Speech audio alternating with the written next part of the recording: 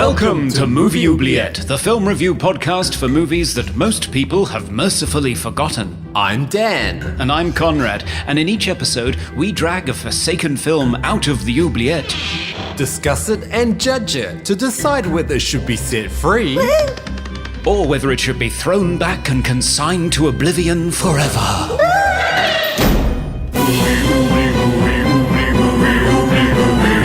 We review the films others tend to forget.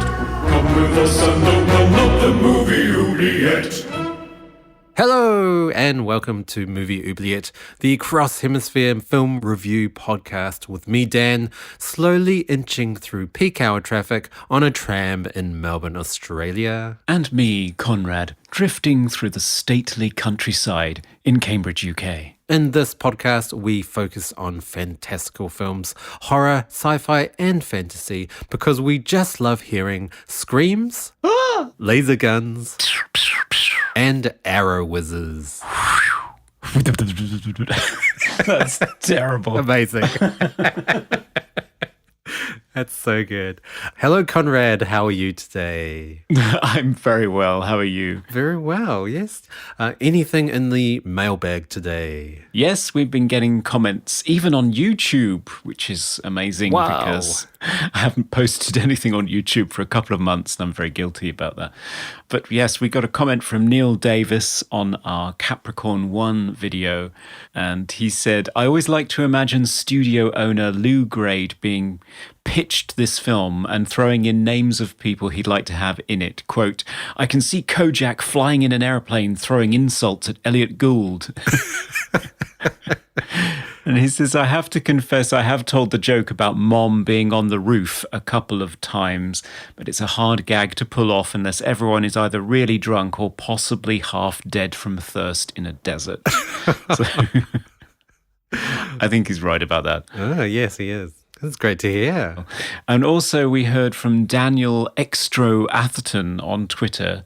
Daniel is an Extro superfan, so much so that he appeared in a special feature on my special edition Blu-ray here in the UK. So he really is the Extro superfan. Wow. And he said that he really enjoyed our chat. He said, on the Brian May singing a song about the star of that movie, I was wondering why Brian May did it, and it's because Anita Dobson, the actress who is Brian May's wife, was friends with Philip, and that's how that came about. So, oh, wow. There we go. Very interesting. But he also said his favourite moment in the movie is when Tony shouts daddy and it cues off a Mexican standoff between the two father figures in his life.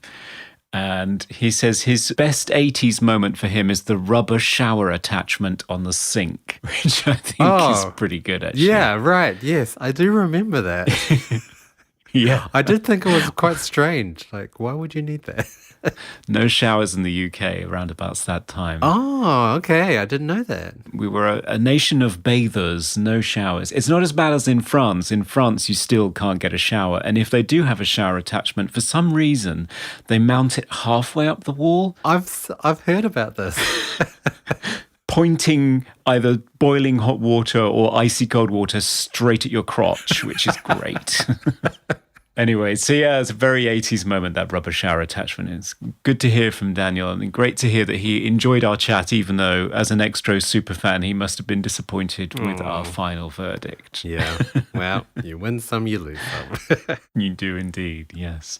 So this week, I'm very excited to do our very first Listener's Choice movie. Yeah, indeed. Chosen by Isaac, last name. Okay, head over to the oubliette and fetch it. Oh, wow. Whew. It smells like a Chinese fish market in here. That is a pong. Whew. Okay, I'm just going to grab the sucker and get out of here. Did you push me? Back again. And I have our movie. Our movie is Push from 2009. It is a sci-fi action movie directed by Paul McGuigan, who is a Scotsman, and starring Chris Evans, Dakota Fanning, Camilla Bell, and Jaimin Hanzu. Right. And what's this film about, Conrad? Well, Chris Evans stars as Nick, a young man with telekinetic abilities who lives off the grid in Hong Kong in an effort to avoid the Division, a shadowy government agency that experiments on psychics and killed Nick's father when he was a child. The Division has developed a drug that it thinks can boost psychic abilities, although I'm not sure how it thinks this because everybody it injects it with dies instantly. Everyone except Kira, a powerful pusher. That's a psychic who can implant memories and thoughts in the minds of others. Kira survives the drug, steals a batch of it, and goes on the run, teaming up with Nick, his new friend Cassie, who can see the future and sketch it on an inconveniently black pad. And the trio go on the run in an effort to elude the Division, along the way doing battle with a colourful panoply of psychics desperate to get their hands on the drug, including sniffers, bleeders, shifters, wipers, shadows, and stitches. And it all culminates in an epic battle atop an unfinished skyscraper full of bamboo scaffolding and brightly coloured powdered paint. Ah. As you do. Oh, yes, yes. So let's take a break and we'll talk about it. Let's do that.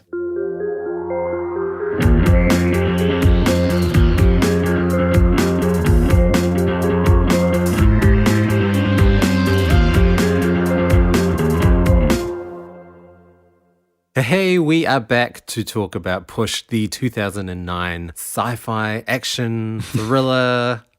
So this film was chosen for us by Isaac Last Name and came up in our Oubliette Roulette. Yes. When we spun it for the very first time. Very exciting. And he says, so the first time I saw Push, I was a sophomore in high school. Not knowing what that meant, I had to look it up. That means he was 15. Oh, yes. And he says, my mom picked it up on a whim from Redbox because my family loves sci-fi and the poster is wild. I'm not sure if Redbox went international or not, but basically it was a vending machine for DVD rentals, big, red and boxy, as the name implies. You can still see them in some grocery stores here in America. We don't have that here, actually. Did it make it to Australia?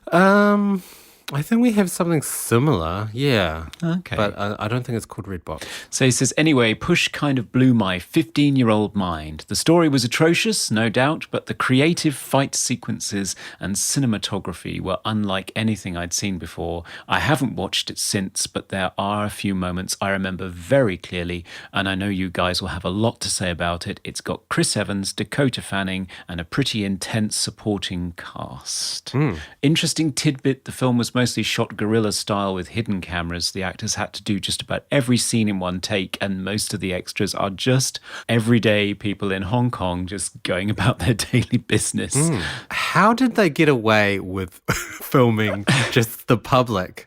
Don't they have to get release forms for any person that appears on a film? I don't know. I've never understood this because I thought in order for CCTV to be legal, you essentially have given up your rights while you're outside of your own home and just wandering the streets. But whenever we used to do a project on Hit Record and somebody would appear on it, we'd always have to get them to sign a release form, didn't we? So Yeah, exactly. That's my understanding of if someone's face is on a film, you need to get their permission to use their face. Yeah. Because there are many faces in this film from, I guess, the general public.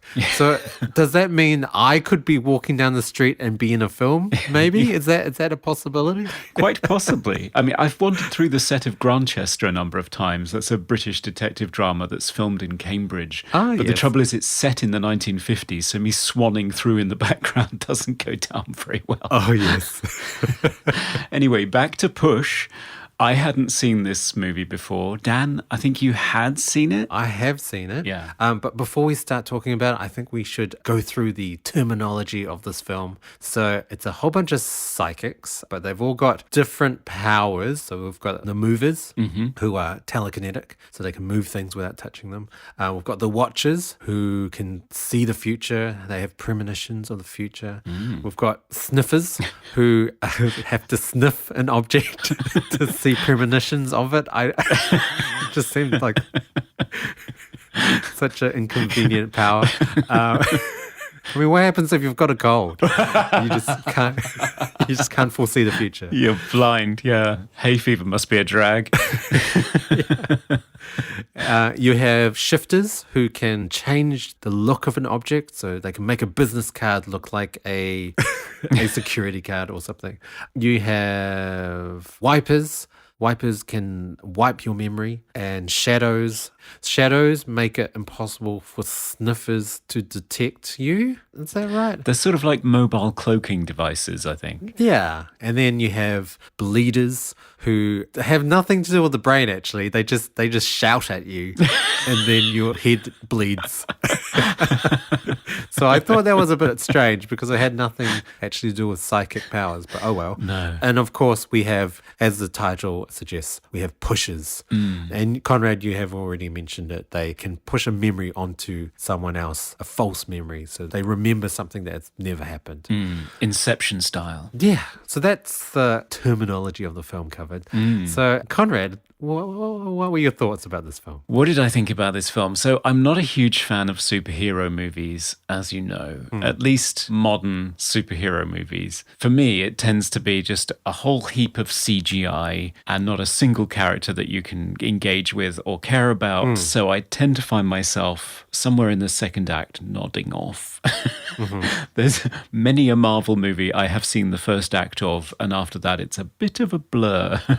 Yeah. But this one, at least I find quite refreshing because the approach they've taken is not to use CGI very much at all. And I do believe there's no green screen in this movie. So although there are CGI elements, a lot of it is practical and a lot of it is wire removal and just sort of trying to get something on the screen on the day and then just using CGI to sort of clear it up in post. And it tried to have much more focus on A, creating a whole mythology around all these different types of psychic, and B, trying to focus more on the characters and the interplay between the characters. I completely agree. I think there were some green screen effects, but they were only the ones where the characters were in cars. Okay. So they would be in a taxi on a soundstage, and then it was just green screen in the background. They can put all the pretty lights in the background. I think those were the only green screen effects. Yeah. And I think the only reason that they use green screen in the car scenes, apart from it being practically easier to do, is because it's highly unlikely that you would be in a car that was moving in Hong Kong. Yeah, exactly. Apparently you just sit in a traffic jam for hours. A standstill. Yeah. I always laugh in those kind of driving scenes as well, because if you watch the driver, they're moving the steering wheel around. Like if you just imagine a car doing that, it would just be swerving backwards and forwards through. I know. I've always wanted somebody to take the piss out of that, like in one of those Zucker Brother airplane movies, to just cut to the external of the car and just watch it sort of veering left and right rhythmically along the road.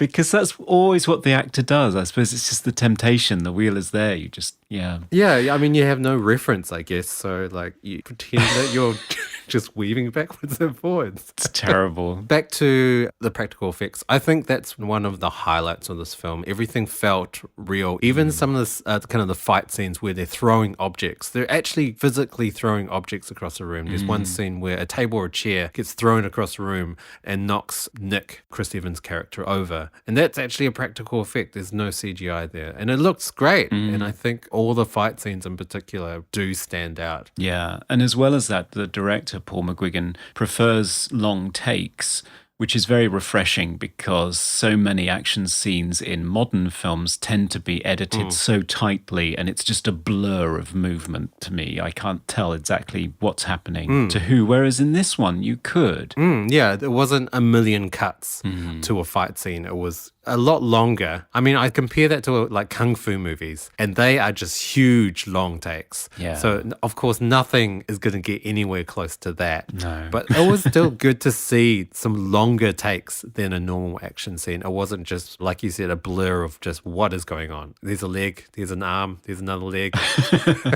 Whose leg is that? So I did find the fight sequences quite engaging.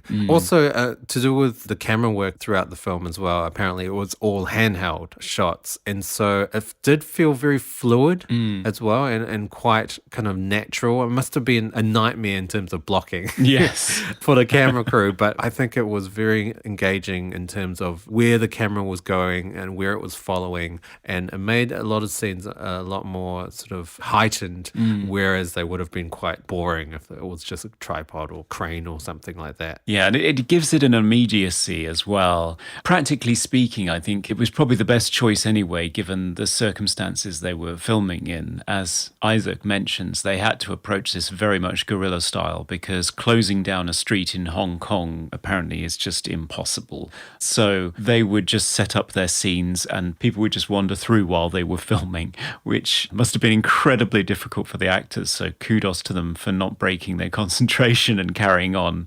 But it's all filmed very much in that opportunistic style, the sort of thing you would get in the Jason Bourne movies under Paul Greengrass, for example, that sense of we just managed to capture this shot, it's not been pre-planned. Nothing could be formally more different than our previous evil government entity trying to stop young psychics movie, The Fury. With that, you've got Brian De Palma's slick, everything pre-planned camera shots versus this, which is just a million miles away from that. Yeah, and I really liked how the shots were set up so that the camera was on the other side of the street.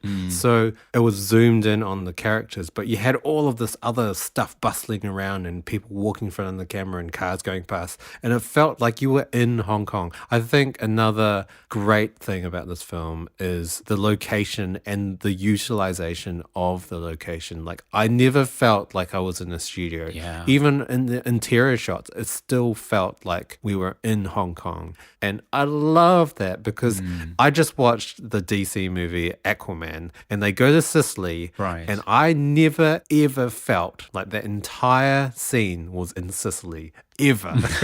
I just felt this is obviously a green screen. These are obviously not Italians. These are just extras. And it just felt unauthentic. It just didn't feel like you were there. Whereas in this film, you always feel like you're in Hong Kong. You do. Yeah. Hong Kong is the star of this movie. Yeah. Everything just seems very tangible. You can almost smell it. It's that immediate. You're really down in there amongst the crowds with these characters trying to get through the bustling streets. And you can understand why he's there. I mean, if you're trying to escape psychics, then what better place to disappear than in probably one of the most crowded cities in the world. So it makes sense from a story perspective, but also just visually, the city looks amazing. But that's not to undermine the production design. It's not as though they've just plonked a camera down and filmed what they could get. A lot of the key locations are designed sets, like the home of the sniffer. It's just these amazing murals of bright red and cyan, or the restaurant that they go to where there's a lot of luminous green plastics and partitions. And, there are lots of sequences that just visually really pop. That restaurant that you're talking about, apparently, I was listening to the commentary and it was cheaper to have the floors be actual marble than to have it painted so that it was faux marble. Really? So they just bought stacks of marble and just had one with marble. Yeah, so the production design was by Francois Seguin. So many of the interiors, the colors just really popped. Also to do with the cinematography as well. Yeah. So the cinematographer was called Peter Sover. And the entire film feels very bright and a lot of primary and secondary colors. So a lot of reds, a lot of blues, a lot of greens, not many yellows. Because I immediately thought, oh, great, this is going to be one of those amber teal color graded films. Yeah. But it wasn't. There was no yellow. There was no fire. But it still did have some locations that did almost have that teal look to it, very blue, cold colors. But yeah, every other location was very brightly production designed. Also, just how it was shot. They really just pumped the color contrast on everything.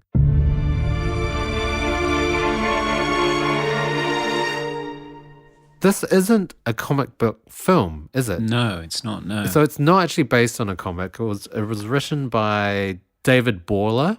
I looked him up. He hasn't written anything since, so I'm not sure what he's doing with this. No, which is sad because Peter Sover as well, if you look at his filmography on IMDb, pushes his last movie. Yeah. Now, I hope he's still with us. He's worked on a number of other films before that, like The Strangers and Lucky Number Slevin, which was Paul McGuigan's previous movie, which I really liked. I liked it as well. Yeah, but nothing since, which is a little bit disturbing. Yeah, I don't know what happened there.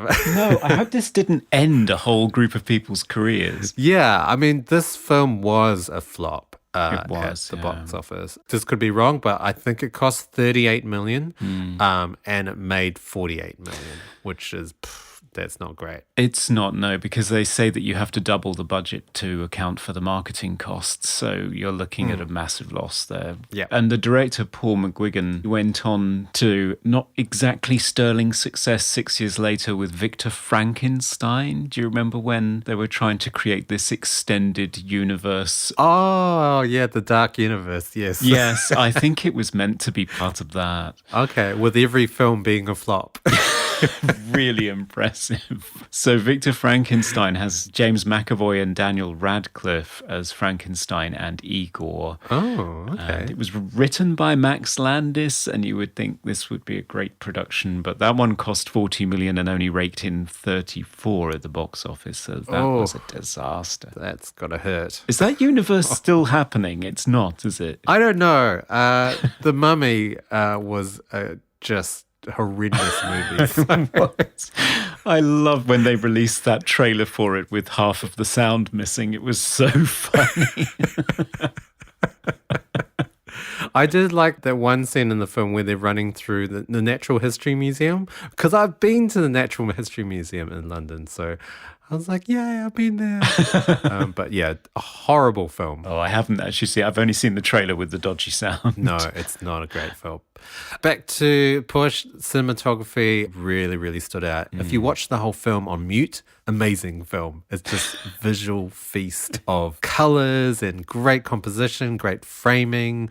Every scene is a movie poster. Yes. Which is funny because the movie poster is very misleading because he's throwing cars around, which he never does in the entire film.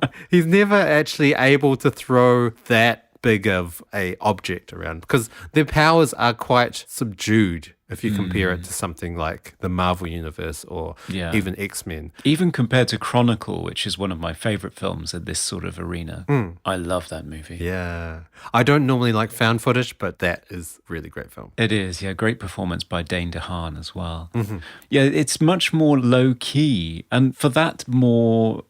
realistic is a ridiculous term when you're looking at people with superpowers. Yeah. But certainly it's something that you could relate to more. Yeah, I would say relatable, kind of utilize the grittiness of Hong Kong and more intimate as well. There were a lot of scenes where the characters were actually character developing and interacting with each other rather than just, oh, here's another action scene. Oh, here's another action scene. Because this movie doesn't actually have that many action scenes. No. Maybe 3. Sort of 3 set pieces, which is quite old-fashioned in a way. This film does feel older than 2009 to me. It feels sort of like a very early noughties, late 90s influenced by the Matrix type of movie. I definitely agree. Just the stylized look of it and the music choices. Yes. Very, very Matrix. Also kind of reminded me a little bit of Kill Bill as well, with the Asian characters being more almost like comic book characters. Yeah. If you take a look at the Pop family, as they're described, the 2 brothers dressed up almost like rockabilly 50s, but new age rockabilly punk styling. So, and the music was done by Neil Davidge, who is actually a longtime co-writer and producer of Massive Attack. So that's why the music has that sort of moody, electronic, Matrix-esque vibe to it. Yeah, it kind of did feel almost cheesy because 2009, that thing had already been done. Yes. Years before. Yeah, it really does date it. Although it has to be said that his use of that sort of The Edge from U2 guitar style over the top of some of the cues predates the use of Johnny Marr on the soundtrack of Inception, which has a similar theme in terms of pushing ideas into people's minds. Yeah, right. Although that score is not so much techno as Hans Zimmer's grand orchestral compositions. But Yeah, here the soundtrack does feel very much of the late 90s, not even the late 90s, to be honest, Massive Attack. I mean, the whole trip-hop techno thing was pretty much done, wasn't it? Definitely by 2009. I mean, I would say early 2000s, it was very kind of reminiscent of. But I mean, saying that, I did really like the music. You did? Okay. Yeah, I think I'm going to be very biased about this film in terms of my age. So this film just reminds me of all the films I liked in the early 2000s. Right, So- okay. So all of this dated stuff, I kind of like, oh, yeah, it's kind of cool. There was one scene, though, with the music that I just thought, oh, God, cringe, cringe, cringe. And there was a love scene, quotation marks here, the love scene with Nick and Camilla Bell's character, Kira. yeah. She's in the bathroom, and I guess she's just waiting for Nick to barge in on her. In the So bathroom. he's, yeah. So he's waiting in the hotel room, and she's just waiting in the bathroom. And then this music starts, and it's so cheesy. Like it's almost like spoon feeding the audience. We're gonna have a romantic connection here. Here's some romantic music, and then he kind of paces around, and then finally he barges in on her, and then they kiss. And it's just like, oh God, what is this? This is terrible. I mean, the music, I did like the song. It's by a German indie rock band called The Not Twist. Okay. And they're a great band. It's just bad choice of music for that scene. It made it so cheesy. And again, it feels more like something that you would do in Buffy the Vampire Slayer or The Craft, that sort of Exactly. movie in the late exactly. 90s, not in 2009. It feels very dated by that point. It Sure. surprised me, actually.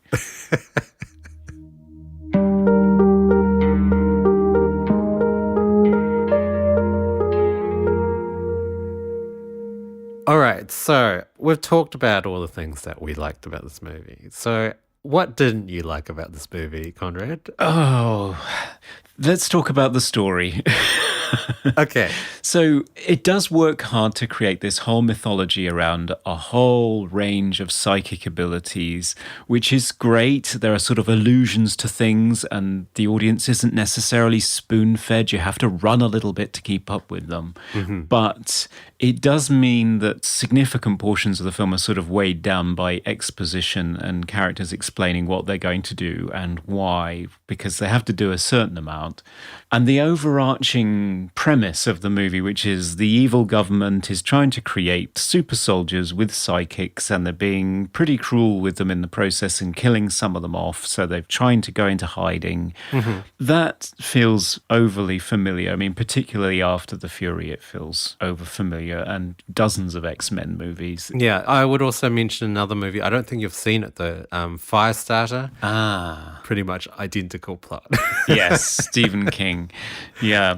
But once you get outside the stereotypical overarching story, when you get into the nuts and bolts of who's actually doing what and when and why, this movie just falls apart, I think. I noted down numerous flaws in logic, and it tries to do some sort of twists towards the end, and they don't really work for me either. Was that something that you felt as well? Yeah, I mean, I watched it twice, and the first time there were a few things that I was really confused about. I was actually really perplexed, like what just happened? And then watching it again with commentary, it kind of explained a few things. But there is still one part of the film that just makes no sense to me. Okay, so huge spoilers here. Kira, she escapes the facility. She survives the drug. She escapes with a sample of the drug. She's a complete innocent. And then she gets caught by Carver, the head honcho of the division. And then he tells her, you're actually an agent of the division and you volunteered. And all of those memories you have of your love for Nick are all false, and I pushed them on you. And then she becomes this evil character. It's like, oh, what a twist. She was being evil the entire time. So that explains why she's so good at fighting. So she's able to hold a gun, she's able to shoot a gun, she's able to fend off a henchman. I was very surprised by that because she was a lot smaller than he was and she was able to completely overpower him. So that explains that. But then you have another twist at the end and she opens up the envelope that Nick has given her and there's a photograph of her and Nick at this theme park in Coney Island. And so they did have some big love thing. So is she not an agent now? How did she know how to fight then? That negates the first twist, doesn't it? Yeah, that whole thing does not make any sense. It's a sort of a Total Recall twist, isn't it? That he finds out that actually he is a bad guy after all, and the only reason that he's been set up to be the good guy is because that was the only way to infiltrate the rebellion or whatever. So that would sort of make sense. But if she is a knowing participant in this and she is Carver's partner, why on earth does she run away after they give her the injection? Yeah. Why does she panic and run out of the facility with some of the lethal drug or whatever it is? Yeah. Or has she been set up as the good person before that? I just don't understand. Exactly. I mean, Carver tries to explain it and he says, "Oh, you panicked and you ran away." It's like, but why would someone panic, steal a drug, run away, have her memory wiped for the last 2 hours, and then what? Yeah, that makes no sense. It doesn't work at all. It really doesn't. And there are numerous things like this. It's like, why does Pop Girl forget the future just because Nick is wiped? Yeah, I didn't get that either. There's a few other things with how do their powers work? Because Pop Girl just seems to have convenient premonitions and then inconvenient premonitions. I mean, the way to prevent Pop Girl foreseeing what they're going to do is by having these envelopes. But shouldn't she already know what they're going to do by knowing what Nick knows? Yes. Except he gets wiped, but then that means that she gets wiped as well. I don't understand why. But shouldn't she have already known what was going to happen before he got wiped? Like everything? Yes. Anyway? Yeah. And she was drawing. She was frantically drawing in her little notepad. So shouldn't it be all there for her just documented? Yeah. This is the problem. Once you get into superpowers like this, you need to have very clearly defined rules as to how your world works. Exactly. And I don't think that they'd done enough work on that here because it just doesn't hang together. Yeah. Even while you're watching it, it doesn't. It's all very well if something is such a well-executed and thrilling narrative that you're carried along with it and all of these little plot holes, you just run over them because the steam train is moving so fast, it doesn't matter. I was sat watching this movie thinking, what? What is happening? Why is... And the whole second act of the movie as well just seems to consist of people sitting around wondering what to do, waiting for a premonition to strike or something. And then the third act is this kind of elaborate heist where none of them knows what's going to happen because Nick's planned it all and then given them all their instructions in a sealed envelope and then had his brain wiped. So at least sort of in the third act it picks up again, but it sort of lost so much confidence during the second act that I kind of didn't go along with it. Yeah. I mean, even Cassie's superpower. So she's a watcher. She can see the future. But the future changes. So shouldn't all of her premonitions be wrong anyway? I just like being able to see the future. It should happen regardless of any changes. So it was almost a redundant power because they would know what the future was, so they would change it. I also laughed at her sketches because they were all rubbish. Well, that's kind of nice, though, because usually you cut to the reverse angle and somebody's just putting the final finishing touch on something astounding that they clearly did not draw. I know. Yeah, that's true. So accurate. Accurate, yeah. But the one thing that bugged me about all of this is that why is she drawing on black paper? I mean, even Dakota Fanning says herself that those white marker pens drove her crazy while she was making the movie. Is white paper not available in Hong Kong? Because Nick writes all of his instructions in gold pen on red card. Why? Yeah. I mean, I think it was just purely just a visual thing. It is. It's a stylistic A lot of the choice. choices for this film were either they looked good or they sounded good. Yeah. Sound design wise, I love this film. I think thought you would. it was hyper real. Like everything made a noise. I even noticed there's one scene with one of the sniffers and her earrings dangle and you can hear her earrings dangle. It's like, wow, there's so much detail. But a lot of scenes were just tremendous in terms of sound design and very stylized sound design as well. Things that sounded so impactful when they shouldn't have sounded like that. And visually, sound wise, I think it really does push the movie and makes pun. And it does make it visually and sonically interesting, despite the story. Yes, despite the story not making any sense. I mean, in terms of the characters as well, are you particularly enamored of the characters? I mean, certainly I think the film should be hanging on this central duo of Chris Evans and Dakota Fanning. It's a 20-something man and a 14-year-old girl who seems kind of worldly in a way that she probably shouldn't be. And she's even drunk at one point, which is not very comfortable viewing at all. No. The problem I have is that I don't think either of them are particularly charismatic in this. I think Chris Evans is a nice guy and a great actor. And the film that he did previous to this, Sunshine, I really liked him and I thought he was very good in that movie. And that was the movie that caught Paul McGuigan's attention. He'd already been a superhero before. He'd already been the Human Torch in 2 renditions of the Fantastic Four. Yeah. So this is his second superhero before he even did Captain America. And I have a feeling that he was chosen for Captain America because if you want squeaky clean and bland, Chris Evans is sort of where you go to.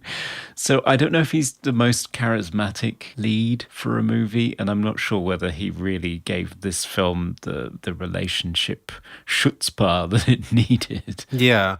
I mean, I didn't find him too bad. I kind of liked Nick and Cassie.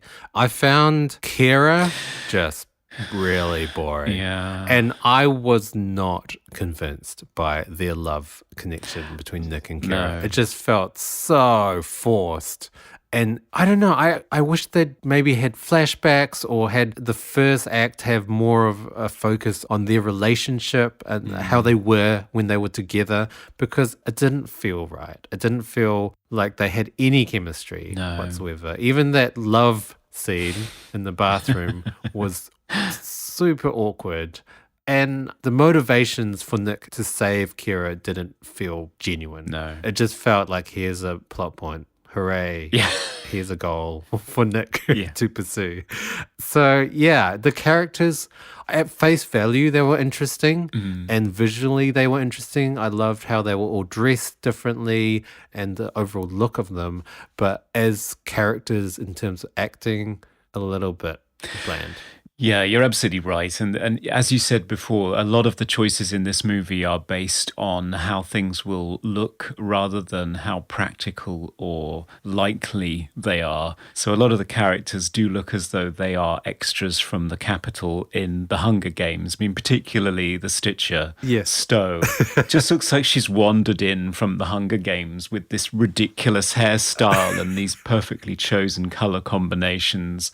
If that's what she wears every day in Hong Kong when she's about to go and manipulate somebody's bag, yeah, hats off to her. That's what makes me think that it's very much like The Matrix, which at least had the excuse that this was not reality. That if you were going on a heist, you would not wear high gloss PVC and gel your hair within an inch of its life to do high kicking kung fu.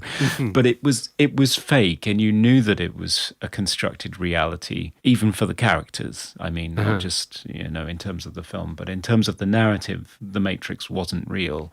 But in this, it is very much style over substance, and I think that a lot of the characters were kind of paper thin.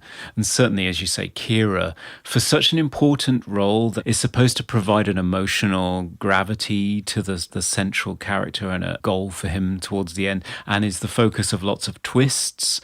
Not only did I not buy the twists because it didn't make any sense, I didn't care either because she just did not lend it any kind of gravitas whatsoever. It was just so bland. Agreed. And that love scene, I think Chris Evans had to ask permission to touch her bum, didn't he? Oh, yeah. Yeah, I heard that too. Because he's such a gentleman, he would not grope her buttocks without her having given her permission beforehand. Yeah, I wish they'd taken that butt grope out because it just added a cherry on top of the cringe cake that they had baked. Oh, that's a lovely phrase, yeah. I mean, what I love is that, she's in the bathroom and he bursts in. What happens if she's there sort of pants around her ankles, pinching off her daily loaf or something? Yeah, well, I guess so. It's the risks you have to take for love. Now it's time for Random Trivia.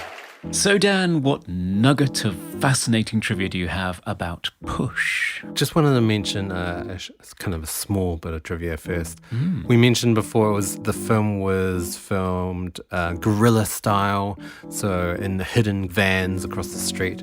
There's the one scene where they kidnap, so the two henchmen from the division kidnap Kira on the street at gunpoint. Yes. So they grab her, they're holding a gun to her, they shove her into a van. And that was done on the street of Hong Kong, and apparently no one even blinked an eye.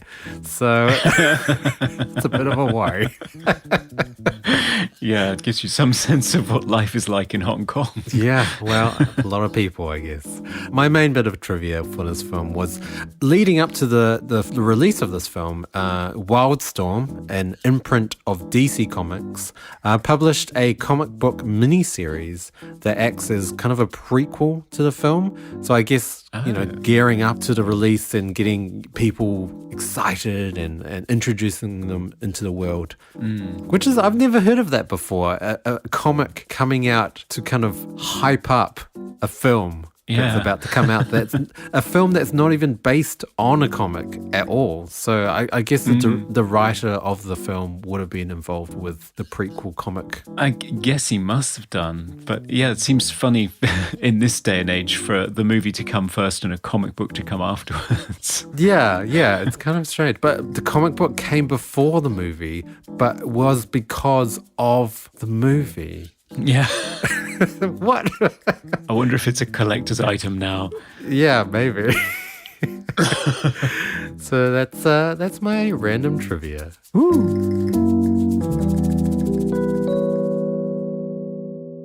I guess we could talk about acting as well. So the acting was not the greatest. I mean, I think Chris and Dakota were great.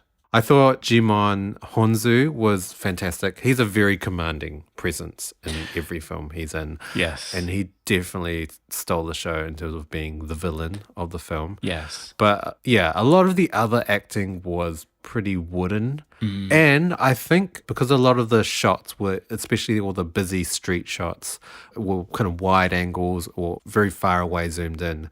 I think a lot of the dialogue was ADR'd for those scenes. And so the ADR'd acting was terrible, especially the fish market scene. Like some of Dakota's and Chris's lines were just, how did that make it in the film? Yeah. Like very wooden, very just almost monotone. Like, yeah. I know it's very difficult to capture the energy of a scene months later when you're standing in a vocal booth. I can't even imagine how hard that must be. But you should be better at it than this. I was going to say the fish market as well, because that scene just is so flat and it's bizarre. Yeah, it is. Because they've just met as well. So this is the first time they're connecting as characters. So it's a very important scene. Yeah. But yeah, dialogue, terrible. Yeah, it's really not good. And I think it does undermine what's supposed to be a really great relationship that the audience hangs on to for the rest of the movie. But I mean, Dakota's character vanishes for large portions of the movie, especially the finale. She's not even there. Yeah. I would have cared more about her being in jeopardy and Nick trying to save her or protect her than I cared about him and Kira. I couldn't give two hoots about him and Kira. No, not at all. So comparing this to Marvel movies, another thing I hate about Marvel movies is it's always a setup for the next Marvel movie. So there's never any conclusion. And every Marvel movie feels just like a part of another Marvel movie. It's not a standalone film that you can just enjoy and it ends and you go, that's great. Yes. Concluded. And you have to wait 15 minutes through all the computer graphics credits to find out what the hook is. Yes, exactly. And I remember this film being the opposite of that, being a standalone film and it's concluded and its own film. But it's not. No. It's not at all. There's a very open-ended ending. The villain is not killed, but I mean, it's alluded that he is killed. And they don't save Cassie's mum, who she talks about throughout the entire film, that you expect her to show up, but she doesn't. And it kind of leads on to, oh, yes, I guess they must have been setting up for a sequel. But of course, no sequel because absolute flop of a movie. So a little bit of a letdown. Yeah. Because there isn't that conclusion. There isn't that closure to the story. It kind of just trails off into, oh, what if this happens? And I mean, they get the drug and they don't do anything with it. No, and I don't even know what the drug does because nobody takes it. Chris Evans just injects himself with soy sauce and pretends that he's taken it. Yes, he does. And then you have that stupid scene on the plane with Kira and Jimon Honsu's character where you can tell it's post-production tinkering to make it look as though she's actually killed him to give you some resolution, which wasn't there originally. And then it cut to black and I thought, what? Is that it? Yeah. I mean, Kira does get injected with the drug at the start, but I expected her powers to be hugely enhanced. Yes. But they're not. No, that's a good point. They're not at all. No, you expect her to be like a Kira or something, sort of dangerously off the rails, and he has to save her and reel her back into her humanity or something. Yeah. But no. At least it does give you a finale in the tower that's pretty exciting, visually and otherwise. I mean, that's a good set piece at the end with all of the exploding sacks of colour. Dust, yes. Yeah, which makes it look like the Hindu Spring Festival, which we always have here in Cambridge. That's what I thought too. Yeah, that's a really good set piece, which is more than Glass offers you. I don't know if you went to see Glass. No, I haven't seen it yet. I don't want to spoil it too much, but the whole movie is just pointing towards this tower. And you keep thinking, okay, so they're all talking about this tower and there's lots of shots of it. Obviously, we're going to get a finale in this location. But no, you just end up with them squabbling in a car park. Oh, It's, not good. It feels very much constrained by its budget. Whereas that's another thing I was going to say about Push. It does not feel constrained by its budget at all, really. No, it doesn't. It does make use of every penny and it utilizes it very well. The stunts weren't over the top, but they were impressive. Yeah, impactful on the scale that they were done on, which is why, as you say, the poster is just totally wrong because it gives you this sense of city-wide destruction, which is not what happens in this movie. No. But yeah, you get a good climax and then that stupid scene on the plane and it's all ruined. Yeah, I know. Agreed. Coming to you live from the Movie Oubliette Theatre, it's the prestigious Moobly Awards. So, awards season may be over, but we're continuing the tradition with the Mooblies, where we give out some nominations for our favourite or least favourite aspects of the movie in a bunch of completely useless categories. And unlike the Oscars, you have two hosts. Not zero. Not zero. Although actually I thought that worked out quite well on the day, but never mind. So, first category, favourite quote. Dan, what was yours? Well, I watched this film twice and I don't recall any quotes. I mean, all the lines, it's all exposition. It's all just explaining what's about to happen, what's just happened, or what has happened. So, although I did find a quote from Pop Girl that was just really badly delivered. So it's more than halfway through the film and Pop Girl is confronting Cassie and she says, "So tell Nick something for me, little girl. Tell him my family's going to make his brain pop like a tomato. Tell him that's the future I see." I mean, it's such a badly delivered line. She really struggles to get through it. And I know English is probably not her first language, but it really didn't have the kind of menacing quality that I think they were going for. Did you have any quotes, Conrad? I did. A number of reviewers actually picked up on this. So although I sketched it down immediately, and then when I was reading up on the movie, I was disappointed because other people spotted the irony here too. But it's from the scene where Nick is attempting to devise a plan that will enable the gang to elude psychics who can see the future. And he says, "What if nothing we did made sense?"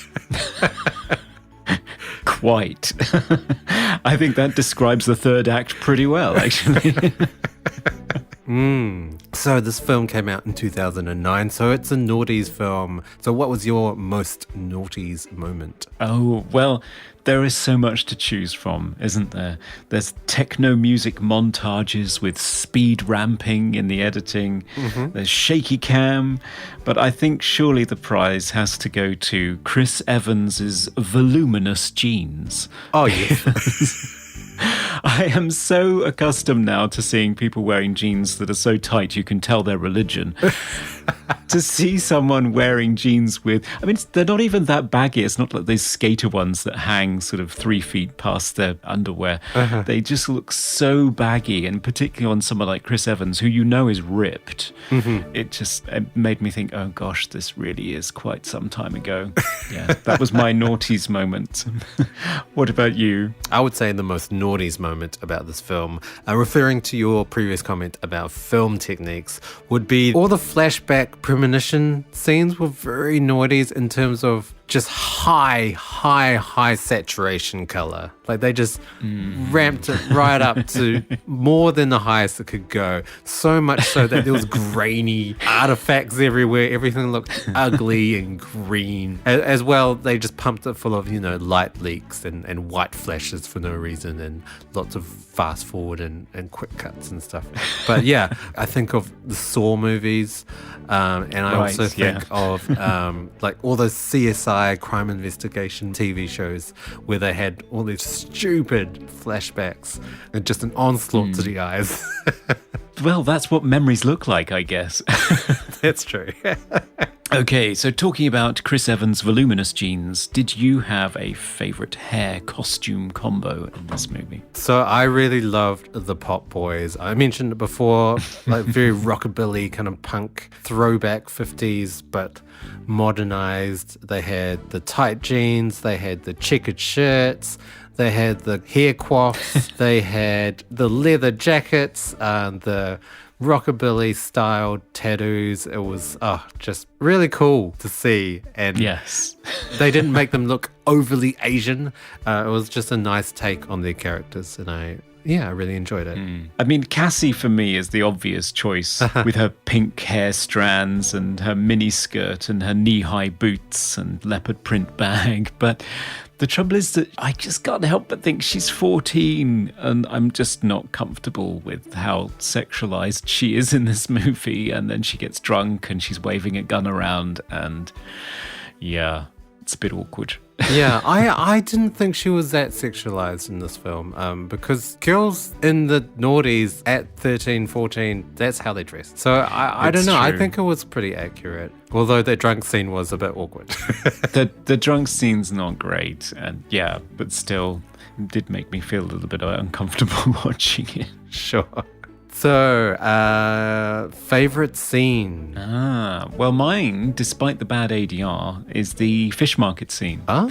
I do love the fight scene in the fish market. And especially when, so the bleeders who scream so loud they can make you bleed. So they don't actually bleed themselves. So I'm not sure why they're called bleeders, but they should be called shouters or something. I don't know. Exactly. But they managed to shout at a frequency that makes the fish in the tanks explode first. So you have these scenes of Chris Evans and Dakota Fanning running through this very smelly fish market, apparently. And in these tanks, there's just these clouds of red exploding around them. And it's the first time that you get to see the powers in use.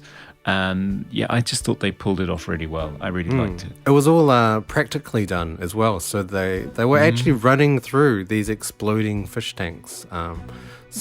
Yeah, it was convincing because it was real.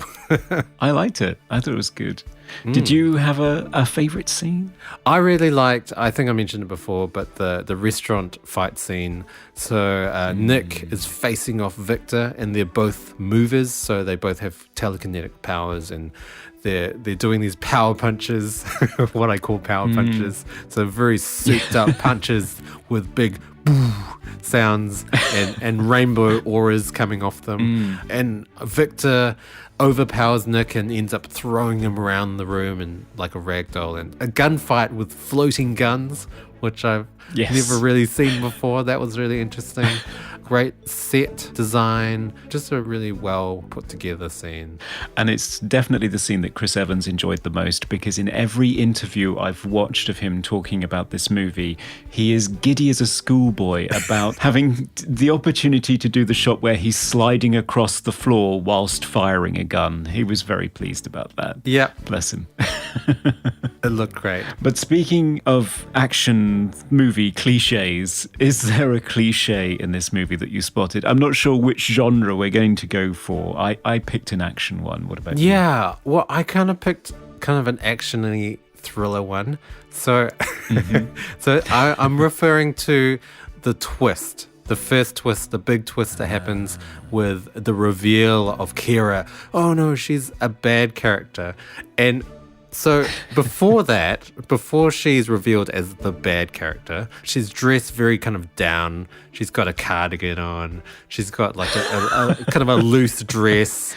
She's got like jeans on. She's very normal looking. Her hair's a bit of a mess. As soon as she's revealed as evil, she suddenly dons like a sparkly, I don't even know what sort of dress that is. She has knee-high boots. Her hair is completely immaculately straight. I don't know. I just don't understand why every time a character is revealed as evil, they have to immediately, especially if they're female, they have to immediately dress her sexy. Because sexy is evil. Well, women's empowerment of any kind is evil. You should know that, of course. Yeah. Oh, yes. Oh, yes. And what was your most cliche moment, genre-wise? Mine actually came from the restaurant scene that you liked, I think, which is that famous cliche of, after running out of bullets, throwing the gun at your assailant. Oh, yes. I mean, at least in this movie, it has the twist that they're doing it telekinetically. It always makes me laugh when people start hurling each other's guns at each other, because I'm put in mind of The Naked Gun and Police Squad, where Leslie Nielsen would always do this. He would start throwing his gun at the other person, and eventually they'd just be throwing piles of guns at each other. And then you'd cut to the wide shot and they're only 2 feet apart. That kind of thing. Amazing. It's such a cliche. Such a cliche. How about favourite special effect? What was yours? Well, this is one area where I didn't think there were any cliches, actually. I thought the use of the effects was quite innovative and visually striking. And the one that I liked particularly was one you've mentioned, which is the sort of spectrum auras every time they do these power punches. I thought that was a really good visual way of showing the power of them, that they're actually breaking up the spectrum of visible light as they're doing it, and that creates this aura effect. I thought that was really good, and it was just subtle touches like that. And those CGI guns, the way that they are lit and the way they move, they look as though they actually are in the scene. I thought it was really clever. So really subtle stuff. I really liked it. How about you? I completely agree. I have the same effect. The rainbow aura for the power punches. Just something I've never seen before as well. It wasn't, they were trying something different. It wasn't over the top as well. It wasn't just blinding light or anything. So I thought it was subtle and innovative, and yeah, I really enjoyed them. It's good stuff. And how about sound? Did you have a favorite sound effect? I liked the sound throughout the entire film, but there wasn't anything that really stood out. I mean, I guess the power punches and the force fields that they somehow generated as well when they were deflecting the bullets. That sound was kind of cool. But I always laugh at movies with guns and how every time a gun shows up, even if you're not doing anything to it, it's just rattling. It's just constant rattles of guns in scenes. Surely real guns don't rattle around that much. Surely if you had a gun that rattled that much, you would need to get it fixed. Yeah, it's not good, is it? Wouldn't give you any confidence that when you fired it, it wasn't going to just explode in your face. Exactly. It's rattling that much.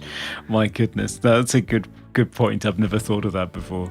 What was your favorite sound effect? Mine's probably an obvious one. It was the sound that the bleeders, or the screamers, we should call them, make when they are screaming, because the way that they did it, they sort of chop up the sound so that it almost sounds like it's so loud that it's breaking up the soundtrack of the movie almost. I quite like that. Apparently, originally, the sound was much louder and more irritating, but the preview audiences hated it. It was making their ears bleed, so they had to sort of redesign it into something else. And I thought what they came up with worked really well. Oh, right. Well, that actually leads nicely onto the funniest scene category, because I actually thought every scene with the bleeders shouting was hilarious. Because it's just such an intrusive power. You have to scream at the top of your lungs for it to work. And they would always pose while they were doing it, and their eyes would change shape. Why did their eyes change shape when they did it? What was your funniest scene? Oh, with me it was the sniffers. I just love seeing the character actor Carrie Stoll lovingly snorting Chris Evans's toothbrush.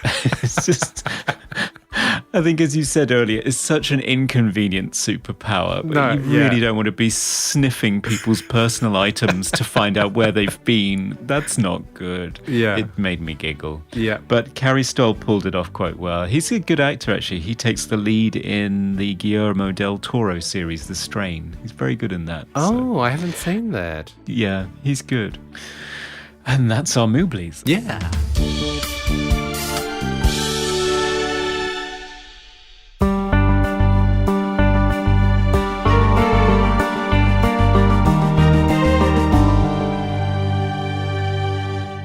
Okay, we are back for the final verdict of Push. So should this film be set free to sniff all your personal belongings, or should it be thrown back into the oubliette and be screamed at and burst like a tomato? Conrad, you had never seen this film before. What is your final verdict? Well, I have to say I admired what they achieved on a small budget, and I loved seeing a film that was entirely shot on location. It's so refreshing after watching years of green screen and entirely unbelievable locations created in a computer. The Hobbit. And I thought that the action scenes were really well executed on a relatable scale with great visual effects, great sound design. And although the music is of a particular era, I still liked it because I like Massive Attack. So those are all the aspects of the film that I enjoy. But as a story, I really don't feel that it worked.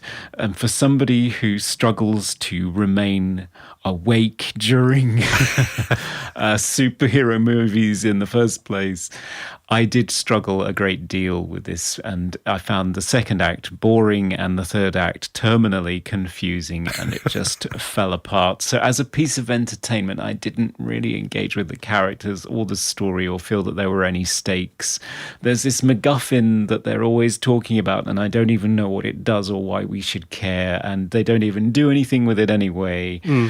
So my feeling at the end, once it was over, with that terrible scene on the plane at the end, was, why did I watch this?